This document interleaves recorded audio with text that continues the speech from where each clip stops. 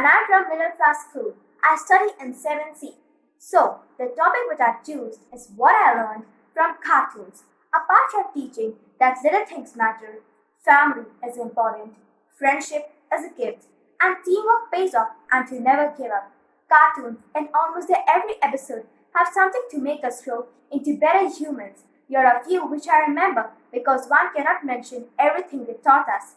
Cartoons and their influence. Cartoons are an essential part of every childhood.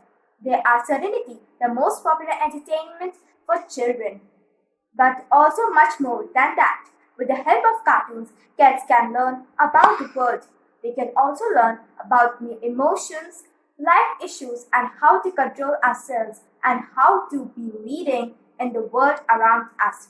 So the unforgettable cartoons which I remember with good values, good criticisms, and good quotes. So the first cartoon which I choose is Tom and Jerry. It shows us that size does not matter, carrying a judgmental attitude is not really a good thing. So the second cartoon which I choose is Chhota Bheem. It shows us that we should respect everyone, not judging by how they look or not judging by how they are.